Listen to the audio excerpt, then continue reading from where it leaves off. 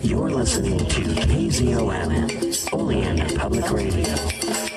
Welcome, everyone. This month we will be talking about and listening to Lair of the White Worm by Bram Stoker. Came out in 1911. It's a really good story. We did an episode about this, and you can listen to that in the archives. And if you want to help the show, make sure to check out pgttcm.com or check out PGTTCM on Facebook or YouTube, People's Guide to the Cthulhu Mythos. If you want to help support the show, go to the show notes, click on it, and that will link you to pgttcm.com, where we have all kinds of places that you can go to buy stickers, read articles, listen to episodes, and support the show in any way you want to. All right, thank you very much. And remember, you can always contact me and let me know if there's a dead link or if a story isn't playing anymore or something's missing. Hey everyone, it's me, DB. Buy my book. It is called The Architects of Cosmic Doom, and you can find it in the show notes. It is a collection of horror stories that predate cosmic horror as we know it, with Lovecraft and Clark Ashton Smith and everyone else. I don't know, I can't remember right now. Anyway, Robert E. Howard. Thanks, Dave. But yeah, Ambrose Bierce is actually in the book. But yeah, no, this is cosmic horror, before pulps, before all that. And it covers a period of time from the mid 1800s to the early 20th century. And back to the show.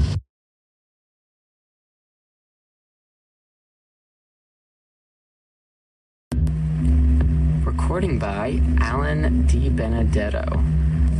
The Island of Doctor Moreau by H.G. Wells. Chapter 19. When this was accomplished, and we had washed and eaten, Montgomery and I went into my little room and seriously discussed our position for the first time. It was then near midnight. He was almost sober, but greatly disturbed in his mind. He had been strangely under the influence of Moreau's personality. I did not think it had ever occurred to him that Moreau could die. This disaster was the sudden collapse of the habits that had become part of his nature in the 10 or more monotonous years he had spent on the island. He talked vaguely, answered my questions crookedly, wandered into general questions. "This silly ass of a world," he said. "What a muddle it all is. I haven't had any life. I wonder when it's going to begin. 16 years being bullied by nurses and schoolmasters at their own sweet will. 5 in London grinding hard at medicine, bad food, shabby lobbyings, shabby clothes, shabby vice, a blunder. I didn't know any better, and hustled off to this beastly island. 10 years here. What's it all for, Prendick? Are we bubbles blown by a baby?" It was hard to deal with such ravings. "The thing we have to think of now," said I, "is how to get away from this island." "What's the good of getting away? I'm an outcast. Where am I to join on? It's all very well for you, Prendick. Poor old Moreau. We can't leave him here to have his bones picked. And besides, what will become of the decent part of the beast folk?" "Well," said I, "that will do tomorrow. I've been thinking we might make the brushwood into a pyre and burn his body, and those other things. Then what will happen with the beast folk?" "I don't know. I suppose those that were made of beasts of prey will make silly asses of themselves sooner or later. We can't massacre the lot, can we? I suppose that's what your humanity would suggest. But they'll change. They're sure to change." He talked thus inconclusively until at last I felt my temper going. "Damnation!" he exclaimed at some petulance of mine. "Can't you see I'm in a worse hole than you are?" And he got up and went for the brandy. "Drink," he said, returning. "You logic-chomping, chalky-faced saint of an atheist, drink!" "Not I," said I, and sat grimly watching his face under the yellow paraffin flare as he drank himself into a garrulous misery. I have a memory of infant tedium. He wandered into a maudlin defense of the beast people and of Emling. Emling, he said, was the only thing that had ever really cared for him, and suddenly an idea came to him. "I'm damned," said he, staggering to his feet and clutching the brandy bottle. By some flash of intuition, I knew what it was he intended. "You don't give drink to that beast," I said, rising and facing him. beast," said he. "You're the beast. He takes his liquor like a Christian. Come out of the way, Prendick." "For God's sake," said I. "Get out of the way," he roared, and suddenly whipped out his revolver. "Very well," said I, and stood aside, half-minded to fall upon him as he put his hand upon the latch, but deterred by the thought of my useless arm. "You made a beast of yourself. To the beasts you may go." He flung the doorway open and stood half-facing me between the yellow lamplight and the pallid glare of the moon. His eye sockets were blotches of black under his stubbly eyebrows. "You're a solemn prig, Prendick, a silly ass. You're always fearing and fancying. We're on the edge of things. I'm bound to cut my throat tomorrow. I'm going to have a damned bank holiday tonight." He turned and went out into the moonlight. "Emling," he cried. "Emling, old friend." 3 dim creatures in the silvery light came along the edge of the wan beach. One a white-wrapped creature, the other 2 blotches of blackness following it. They halted, staring. Then I saw Emling's hunched shoulders as he came round the corner of the house. "Drink," cried Montgomery. "Drink, you brutes. Drink and be men. Dame, I'm the cleverest. Moreau forgot this. This is the last touch. Drink, I tell you." And waving the bottle in his hand, he started off at a kind of quick trot to the westward, Emling ranging himself between him and the 3 dim creatures who followed. I went to the doorway. They were already indistinct in the mist of the moonlight before Montgomery halted. I saw him administer a dose of the raw brandy to Emling, and saw the 5 figures melt into one vague patch. "Sing," I heard Montgomery shout. "Sing all together. Confound old Prendick." "That's right. Now, again, confound old Prendick." The black group broke up into 5 separate figures and wound slowly away from me along the band of shining beach. Each went howling at his own sweet will, yelping insults at me or giving whatever vent this new inspiration of brand demanded. Presently I heard Montgomery's voice shouting, "Right turn," and they passed with their shouts and howls into the blackness of the landward trees. Slowly, very slowly, they receded into silence. The peaceful splendor of the night healed again. The moon was now past the meridian and traveling down the west. It was at its full and very bright, riding through the empty blue sky. The shadow of the wall lay a yard wide in inky blackness at my feet. The eastward sea was a featureless gray, dark and mysterious. And between the sea and the shadow of the gray sands, volcanic glass and crystals flashed and shone like a beach of diamonds.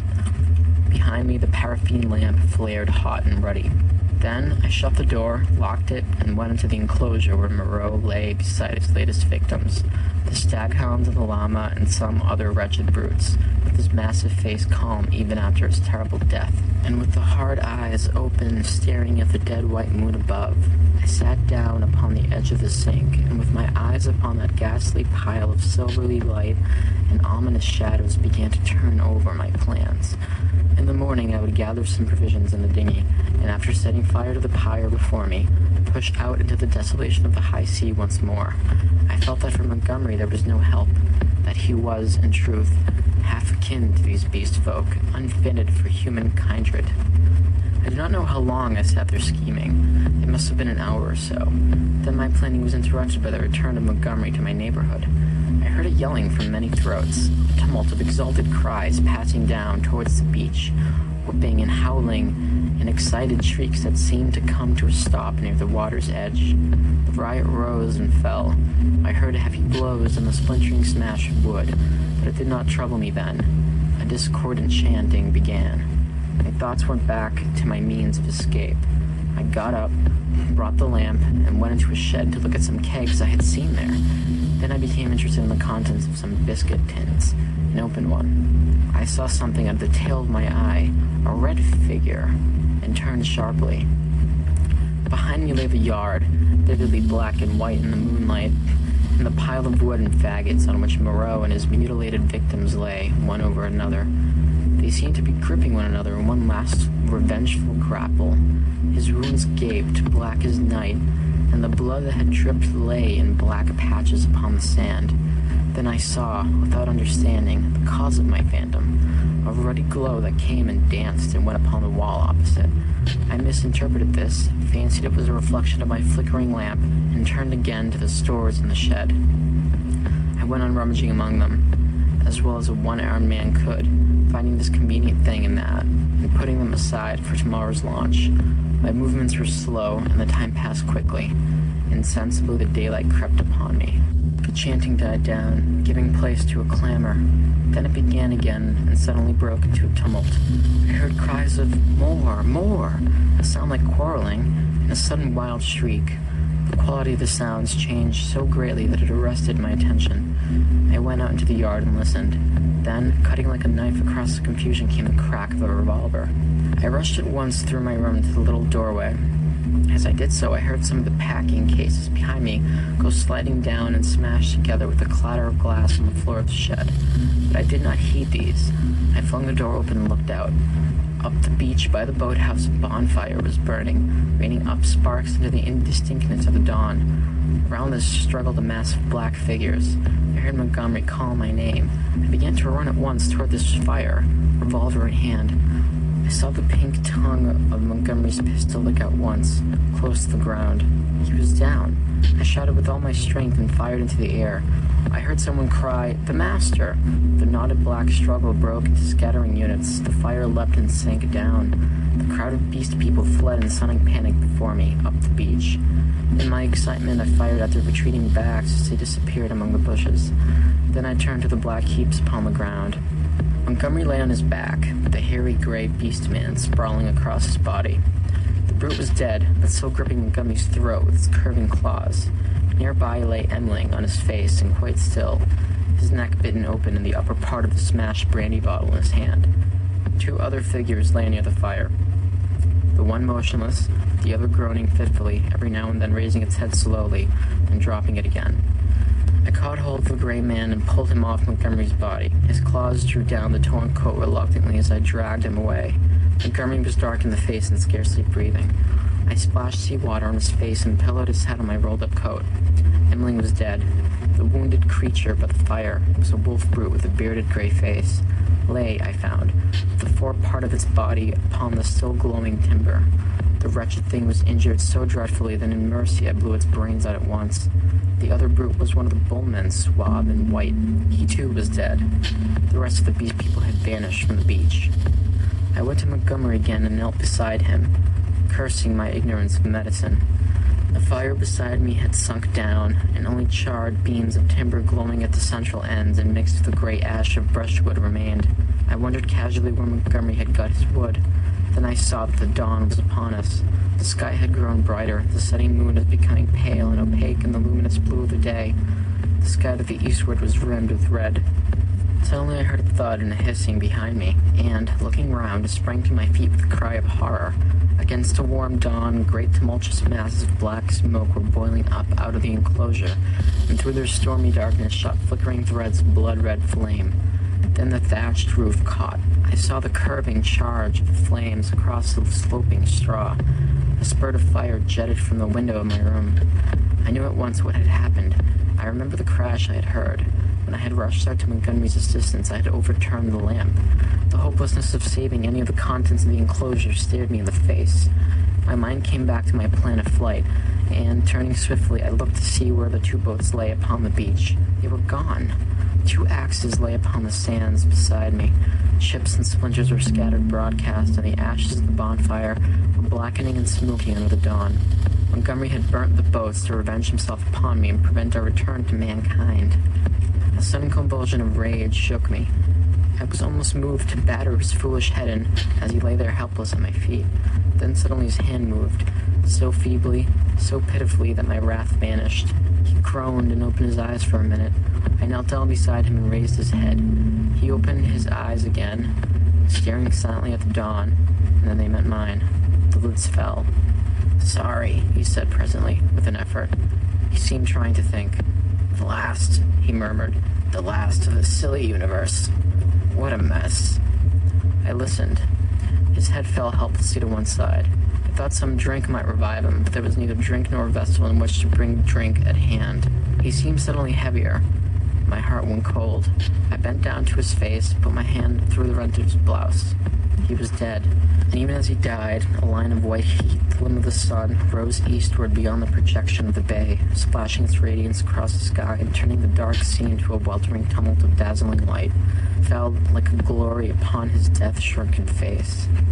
I let his head fall gently upon the rough pillow I had made for him, and stood up. Before me was the glittering desolation of the sea, the awful solitude upon which I had already suffered so much. Behind me the island, hushed under the dawn, its beast people silent and unseen.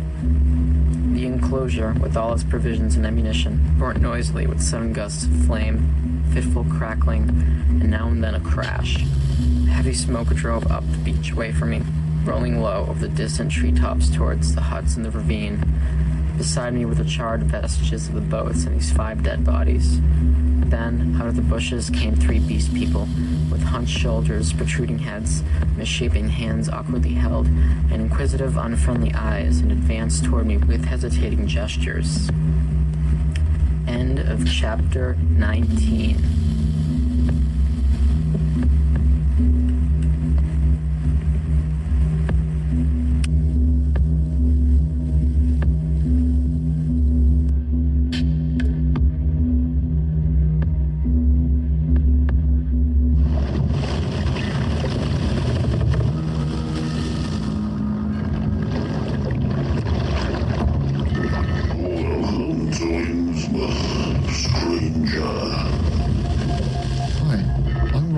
From the Innsmouth Book Club. Join me and my fellow guide John Chadwick as we take you on a fortnightly tour of Innsmouth. We visit places such as the Picture House, the Library and Innsmouth Museum to discuss all aspects of weird fiction, whether it be book, film, music, TV or art. As well as that, we stop over at the Gilman House to have a chat with a resident guest. That includes authors, artists, musicians, in fact Lovecraftian creatives of all types. You can find our free shows on Patreon, and there you can also sign up as a patron, which brings you bonus content, plus a monthly PDF copy of Innsmouth News, which features articles, author spotlights, all the latest news and reviews, and more. You can find us at patreon.com/InnsmouthBC. We hope to see you soon, because remember, Innsmouth isn't just a place, it's a state of mind. Check out the show notes or go to pgttcm.com for more information. And also check us out on Facebook, Instagram, YouTube, and all the other places where podcast stuff exists. All right, back to the show. In Legacy Door, a lurker from space casts a shadow over time. We opened our eyes upon the human world. We found ourselves lying on an especially yielding bed in a room displaying scattered relics of their shallow past, tied together by more recently produced items meant to blend with the relics. Typical. A sensitive journalist dreams of unknown lives. Seems like every time I close my eyes, they get stronger. I can't even say the last time I had a normal sleep, let alone a dreamless one. An outspoken lawyer defends the suspect in an unspeakable crime. And that client was Jonathan Strauss, held for the murder of his daughter Abigail and her companion Harrison Reese. And a stalwart investigator tries to drag it all into the light. Some of the Reeses and the Strausses have been involved with something that seems to include an obsession with bloodlines and longevity for at least decades. Legacy Door is a weekly cosmic horror mystery podcast. An ensemble of actors tell a story, also available in paperback, Kindle, and audiobook. Available now.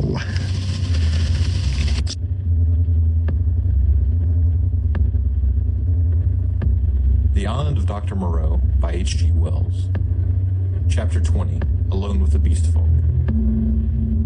I faced these people, facing my fate in them, single-handed now, literally single-handed, for I had a broken arm. In my pocket was a revolver with 2 empty chambers. Among the chips scattered about the beach lay the 2 axes that had been used to chop up the boats. The tide was creeping in behind me. There was nothing for it but courage. I looked squarely into the faces of the advancing monsters. They avoided my eyes, and their quivering nostrils investigated the bodies that lay beyond me on the beach. I took half a dozen steps, picked up the blood-stained whip that lay beneath the body of the wolfman, and cracked it. They stopped and stared at me. "Salute," said I. "Bow down." They hesitated. One bent his knees. I repeated my command with my heart in my mouth and advanced upon them. One knelt, then the other two.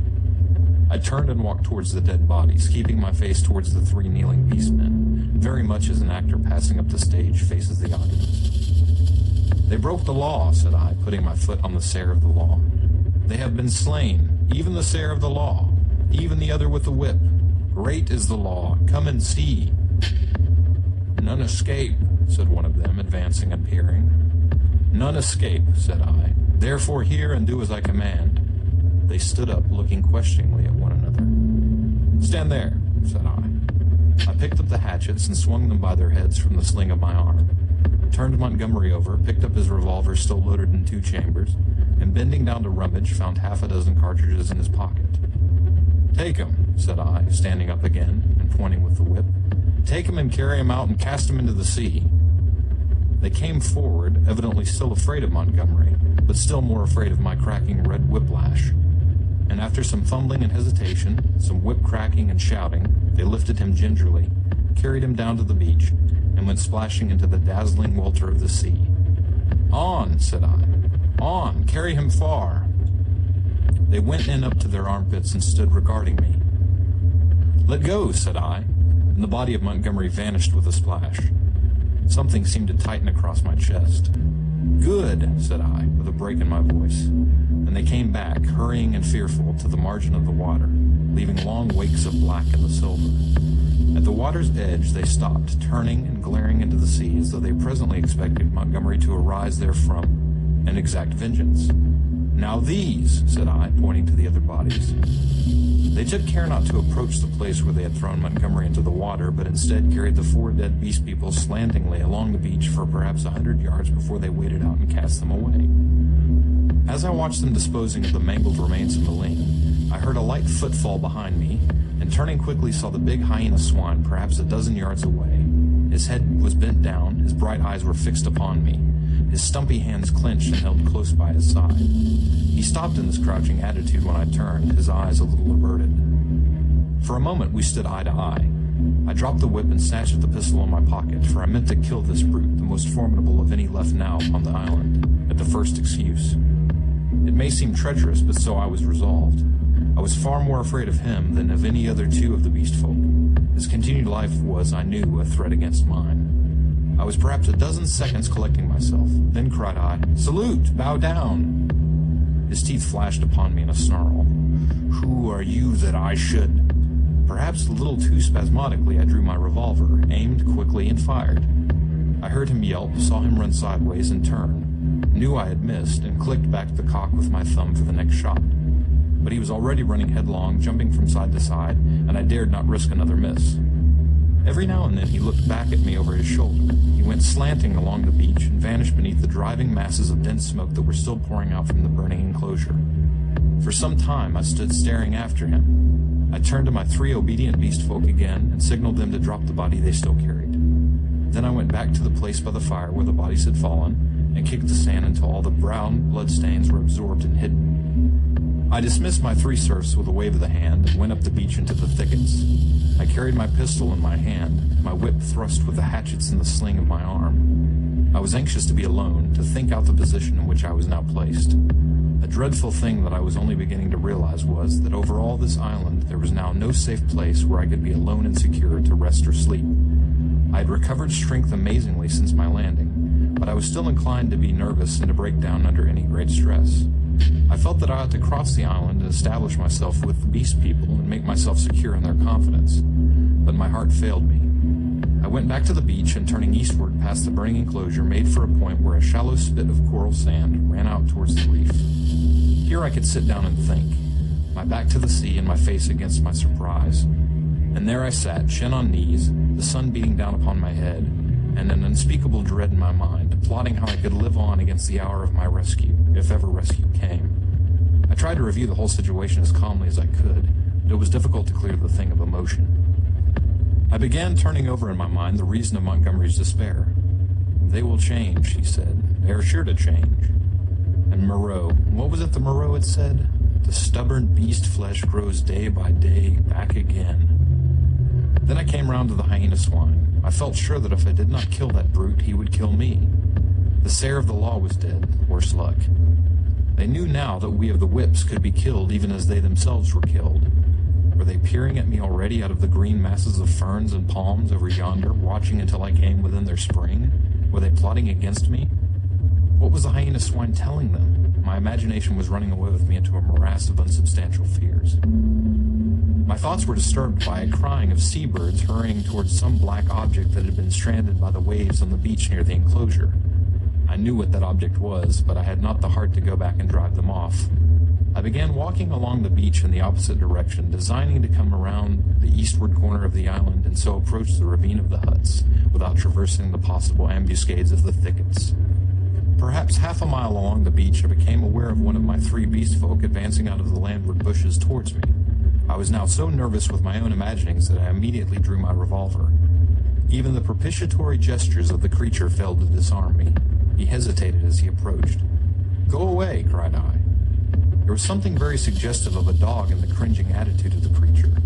It retreated a little way, very like a dog being sent home, and stopped, looking at me imploringly with canine brown eyes. "Go away," said I. "Do not come near." "May I not come near you?" it said. "No, go away," I insisted, and snapped my whip. Then, putting my whip in my teeth, I stooped for a stone, and with that threat drove the creature away. So in solitude, I came round by the ravine of the beast people, and hiding among the weeds and reeds that separated the crevice from the sea, I watched such of them as appeared, trying to judge from their gestures and appearance how the death of Moreau and Montgomery and the destruction of the House of Pain had affected them. I know now the folly of my cowardice. Had I kept my courage up to the level of the dawn, had I not allowed it to ebb away in solitary thought, I might have grasped the vacant scepter of Moreau and ruled over the beast people. As it was, I lost the opportunity and sank to the position of a mere leader among my fellows. Towards noon, certain of them came and squatted basking in the hot sand. The imperious voices of hunger and thirst prevailed over my dread. I came out of the bushes and, revolver in hand, walked down towards these seated figures. One, a wolf woman, turned her head and stared at me, and then the others. None attempted to rise or salute me. I felt too faint and worried to insist, and I let the moment pass.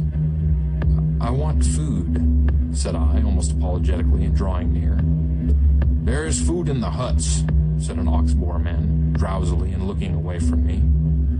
I passed them and went down into the shadow and odors of the almost deserted ravine. In an empty hut, I feasted on some specked and half-decayed fruit, and then, after I had propped some branches and sticks about the opening, and placed myself with my face towards it and my hand upon my revolver, the exhaustion of the last 30 hours claimed its own, and I fell into a light slumber, hoping that the flimsy barricade I had erected would cause sufficient noise in its removal to save me from surprise. End of chapter 20.